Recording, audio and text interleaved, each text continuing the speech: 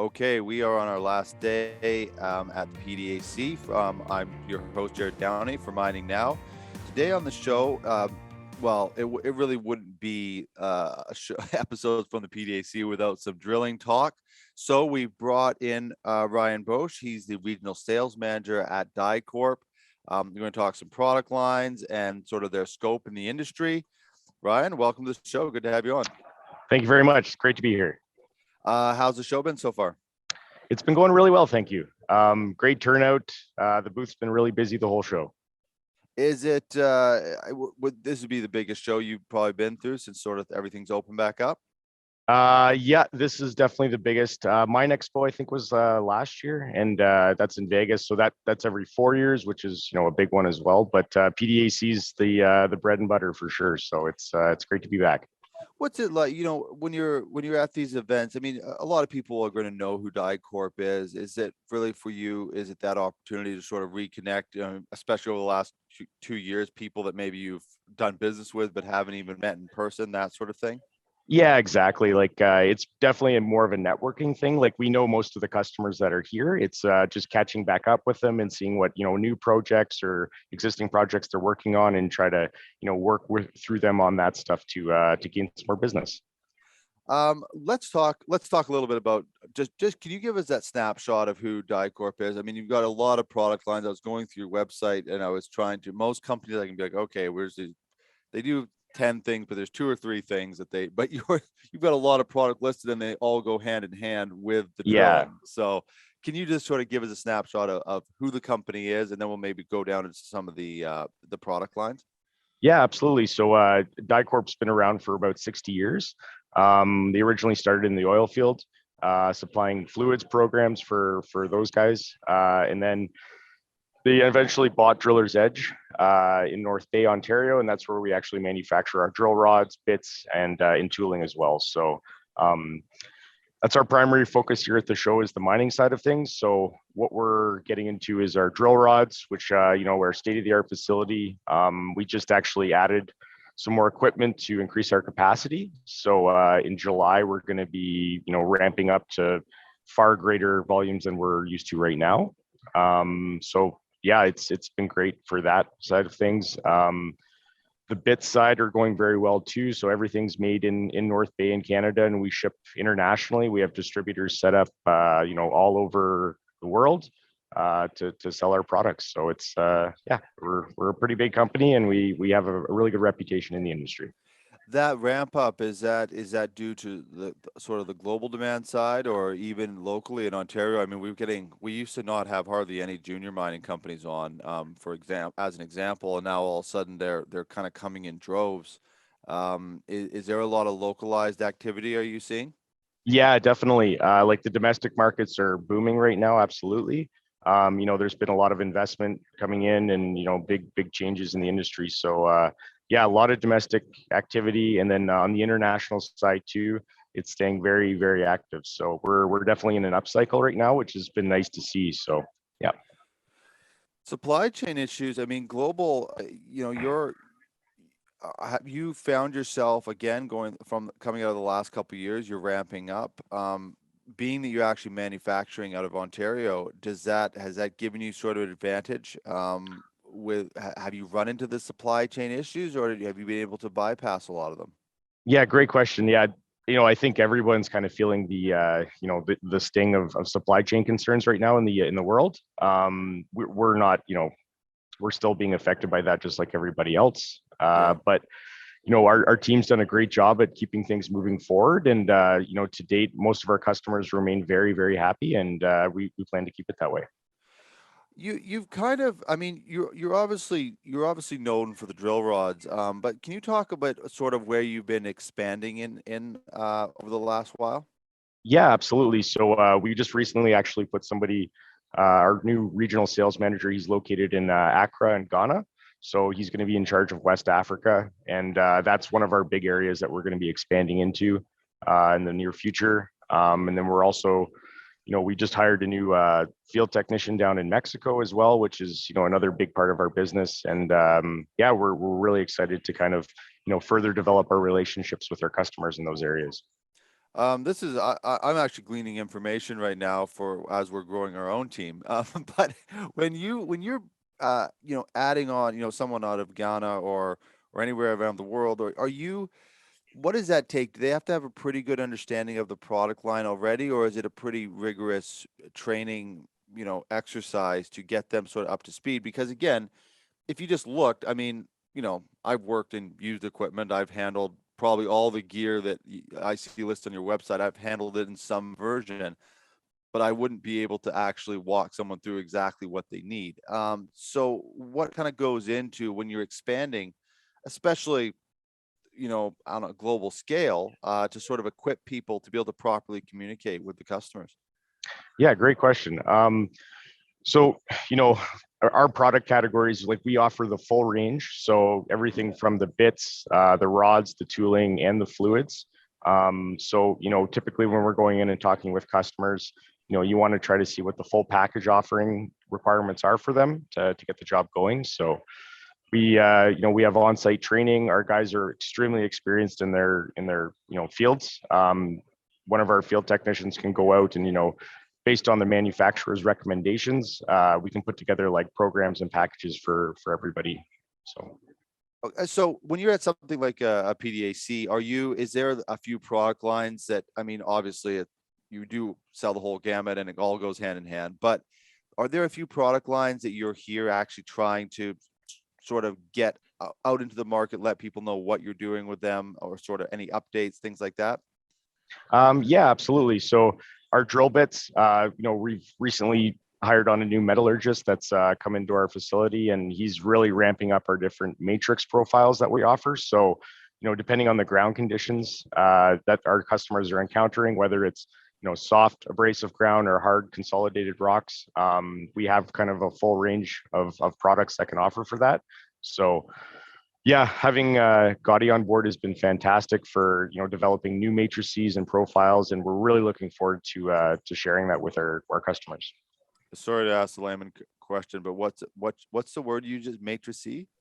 Yeah, so the matrice is basically the profile of the bit. So like you have different hardnesses of rocks, and because of that, you need to change up the ingredients that allow it to be either free cutting or more life. So those are kind of the parameters we typically work with. Customers that are looking to increase the life of the bit, if they're on deep hole applications, we can kind of cater or change the recipes to suit that need.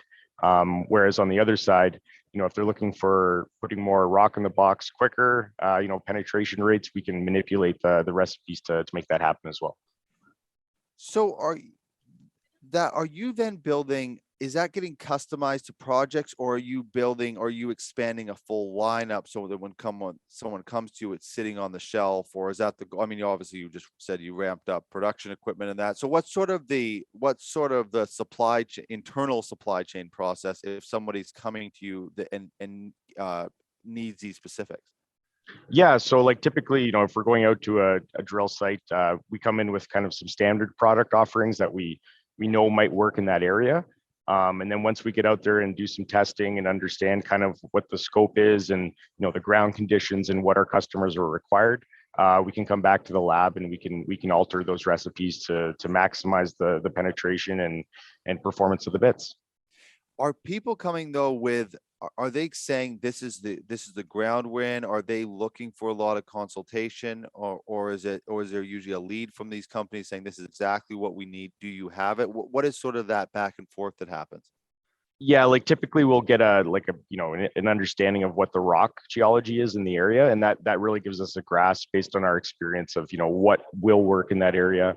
For bits, there's different profiles on them as well too, which help again with life or penetration. So those are all things that we take into account. But our guys typically go out in the field, or we go and ask a specific set of questions that are going to give us an idea of what we need to offer them.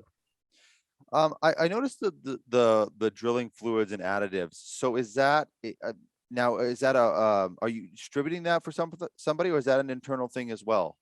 Yeah, so that part of it. no, yeah, so it's great actually. So we're manufacturing the fluids ourselves in Edmonton, Alberta. So yeah, we're a full manufacturer of that product line as well. And we've had great success in areas in the world, and we're looking to expand those areas as well. So our team in Edmonton are fantastic with their blending facility. Our supply chain set up very well to handle large volumes in contracts. Typically we have a field tech on staff for them as well, and he'll go out and put together a fluids program that can help with life of the bit. It helps with lubrication on the drill string, pulling cuttings out of the hole. We have a really qualified team to be able to put together a good program for fluids as well. So you on your as in your role, who are you dealing with? Are you dealing with the end users, or are you dealing with your distribution partners? So, typically we deal with end users, but in certain scenarios, we do have distributors set up. You know, a lot of our teams, we work with our distributors to, help, promote kind of the idea of, what we're looking to sell and how we're going to sell it. So, we're doing training with them. We're going to visit customers with our distributors to get all the details we need to get the proper products in the ground. But yeah, most in the domestic market, we're going, direct with contractors, and it's been a really good relationship so far. I wanted to go back to the supply chain with this again, with everything ramping up, and they're trying to get the supply chain issue sorted. And like you said, you're not immune to it, and I don't think anybody on our show this in the last year has been immune to it. So, um, have customers had to change how they're even like in 2008 there used to be this, because I was in the exterior business, home exterior, so they would just the suppliers, the distributors were just loaded up, so you'd go there anytime and it was just loaded. We were doing a lot of bolts and stuff like that. They were just loaded up. 2008 hit. By 2009, nobody had stock. Everything was custom order. And I remembered this. I heard about people doing that, trying to do, okay, we're not going to overstock because, we're not unsure what. And then all of a sudden the supply was just in huge demand and people hadn't stocked up. So now, where is it at right now? Are people sort of going back to that overstock model? If it's available to them, or are they still sort of doing it piecemeal? What are you sort of seeing from your customers? So yeah, right now it's very much so hand to mouth. It seems so. Everyone's got as many drills out as they can. There seems to be quite a few projects, that they're still being requested rigs for, and between manpower and equipment, those are huge, hindrances in the market, I'd say right now. But for our facility, we've got our supply chain set up, and we're actually sold out till October right now. So, we Till have new, October. yeah. So for us, any new orders, we really have to be careful with what we're taking on and what we promise. But yeah, we're looking forward to, developing our business in certain areas, and being sold out to October isn't a bad thing. So No, it's not. But on the service aspect, obviously you're going to be getting those calls of when and where and all that sort of thing. Again, we're kind of all dealing with it now. So have you sort of ramped up that service side? Have you found different ways to sort of keep the customers happy and communicate, and even training on the team to make sure that people know how to sort of handle this kind of new world? yeah, exactly. Training's a huge part of it. So, internally we're constantly communicating on the best, approach to service our customers better. And for our field technicians and staff, they're going out and doing, fluids training, training with our customers and everything. So, we're finding different ways to add the service to our products. And that's a big part of DiCorp. Earlier you were talking about making the adjustments so that you can drill faster or pull out more of the ground, those sort of things. Are there a couple of case studies, just as we get towards the back half of the interview, that stand out to you as where sort of your approach has been able to clearly increase efficiency or production for your customer? Yeah, for sure. We've had a number of projects where we've come in and, a lot of the ground, that our customers are drilling in typically require big deviated cuts. So you have a main hole coming down and they're going to be doing wedging or offering, some large deviated cuts to identify the ore body. our rods are, proven in this type of ground condition, and that's all based on our material selection, heat treat, and the craftsmanship that goes into it. So, we had one program. It was over in Duberville, Ontario, with one of our good customers, and they were having issues with rods snapping off 6 to 8 inches above the pin ends, and typically that's associated with heat treat. So we had a shot to go in and try our products with them, and the deviation was about 9 degrees, more or less, on that project, and 1,500-meter deep holes. Typically at one part of the project, the rods were snapping off consistently. So when they pulled the other rods out of the hole and then put ours down, we managed to pass through that problem zone no problem at all. So it really was a success story. And then that was one of maybe 5 drills in the area. So after that, they switched out the other rigs to our products, and all of those issues that they were having, they did go away. So it's nice to see the value out of the products, and that's what we do. How do you approach if you're I mean, you're in sales, you're trying to get you're trying to get people to adopt your product lines. How do you sort of approach it if it's are you ever able to communicate what you're just talking about, like the heat treating, as an advantage if you know that someone else's product line is down there, but they're running a risk? How do you sort of are most customers pretty open if you want to sort of walk them through why that advantage, or a lot of cases like what you're just talking about now, they have to sort of run into these issues before they're willing to sort of make that switch?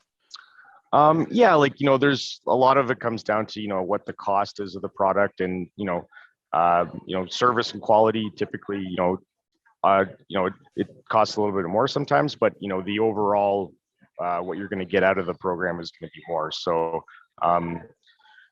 our heat treat and everything that we do on that side, it is proprietary, but the processes and everything that we're doing in our shops is what allows the product to be the quality that it is. So it's selection, the heat treat that we do on it, all the steps in between to ensure that the products are coming out the same and the same quality the whole way through. When you're talking about the deviation, though, the higher degrees, can so if you're needing something, what you're saying earlier, I wish I could remember all the technical terms, but if you're talking about you've made adjustments on the drill head to be able to go into a certain type of rock, does that then change the type of degree of deviation, or are they not really connected? Um, does that part go hand in hand, or if the drill bit works, do you just need the right pipe to then, or the right drill to then go into to do the deviation? So I'm trying So to ask a technical question without knowing the technical terms. yeah, no, for sure. So typically, like with our customers, we recommend a full package from us, just because all the products are designed to go together. So if they're purchasing bits, the reaming shells, inner tubes, outer tubes, the core barrels, all the rods, if if you're getting that all from us, typically the projects might run better just because everything's designed to work together in that sense. So yeah, as far as bit selection goes, the tooling aspects, the fluids, the rods, it all kind of combines into making a successful hole. So that's kind of our plan when we go out and talk to our guys. I guess another way I'll ask that is, if you're drilling into something soft, though, can the degree of deviation be a lot more than as opposed to something that's an extremely hard material that you're trying to drill through? Does it change based on the material of the amount of deviation that you can achieve? Yeah, there's the geology aspect of it for sure, that that's going to change wherever you go. But deviation, from drilling, it can happen naturally, or it can be something that the geologist requires on site. So Okay. if they're drilling and they want to see what kind of the ore concentration is on a different part of the different direction from where the hole's going. There's ways for them to steer that in different directions, and the deviation that typically gets set out from the geologist, I believe. But we have manufacturer recommendations that go along with our rods and stuff like that. So No, Ryan, it's good to have you on the show. Di-Corp, like you said, it's a large company, and you're covering a lot of ground. It would be fascinating at some point to I mean, I know your your equipment and tools are all over the world. So I hope next time, if we can come back on the show, if you can come back on the show, we could get into some of those, highlight some major projects that you've been involved in stuff, because you're doing some amazing stuff. So thank you for coming on the show today. Thank you very much. Appreciate it. Okay, everyone, that's the episode for today. We are going to keep them rolling out. We've got a few more from PDAC. Gowdy is telling me I can't keep track of them because we're not necessarily releasing them in order. So I don't know which number this is, but we are filming more on the third day of PDAC. So please keep watching. Please keep suggesting guests. Thank you to DiCorp for being a part of the show today. And we will see you on the next episode of Mining Now.